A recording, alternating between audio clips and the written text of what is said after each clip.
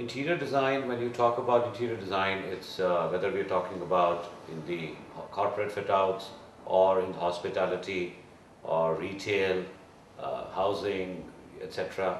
Different verticals or different type of buildings and usages have different trends changed over a period of time.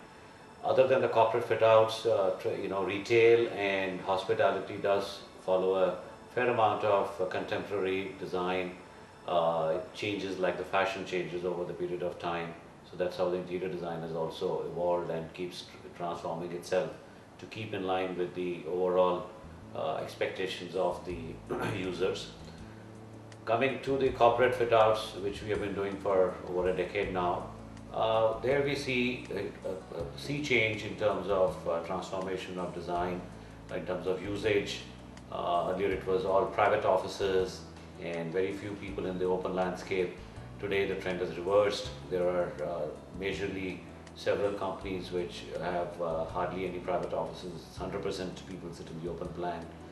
Earlier the conventional thinking used to be that used to have the private offices or the cabins on the periphery with open workstations inside. The trend has reversed. A lot to do with the green architecture, which is very much required today.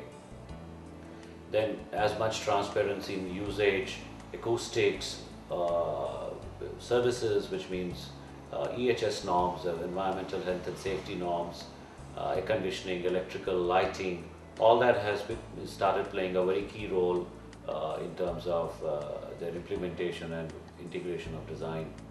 So there are several trends which are currently happening. That is so far as functional aspects are concerned, but in terms of style of interiors, we are staying away, or most of the designers today are staying away from highly overdone interiors to a little more subtle and minimalist style, more functional, elegant. Glass has been always an integral part of interior or exterior architecture.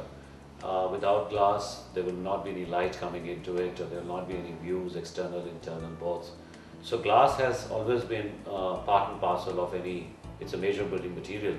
But as everybody knows, and the glass industry has gone through a sea change for a variety of reasons, whether speed of construction, whether light penetration of views, etc., which I'll not get into detail at this point in time. So the usage of glass has always been there, but as the glass technology has evolved over a period of time, whether due to the designer's demand or the user's demand, or the glass industry innovating itself and bringing in different products which the designers could use. So whichever way, it's a good happy situation where we do have a variety of glass options to use, and in terms of interior architecture, glass is I think a very huge, has a major contributor. In the interiors, the sectors which are, the IT sector is extremely open to use of glass, because it's really a sector where people are, the sort of work environment is such that it encourages innovation, encourages transparency. There is no confidential sort of levels as such which have to be maintained. It's an open plan, open culture. Glass, its inherent concern is, of course, the more, the use of glass is now in the exteriors, if I may talk about, is as per the ECBC norms and other norms, it's up to 40% is what is required to be used. Goods glass manufacturer who interacts with the designers, I think is a key to successful use of glass, because glass, unlike any other traditional building material, glass is of course a very traditional material by itself, but unlike fairly other, our interaction with the manufacturer is very key in specifying the right kind of glass for its right application. In green architecture, there is no there is no tomorrow without green architecture. All of us are very well aware of that.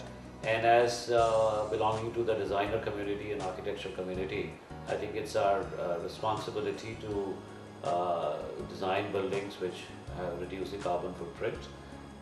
However, having said that, we can't go back to the dark ages and create some architecture which is not contemporary, which does not uh, lend itself to today's requirements of the clients, which have changed over a period of time dramatically. Glass, of course, is a very important part in any building architecture, whether it's interior or exterior. It's a very flexible material in its use, however, it has its own sort of shortcomings.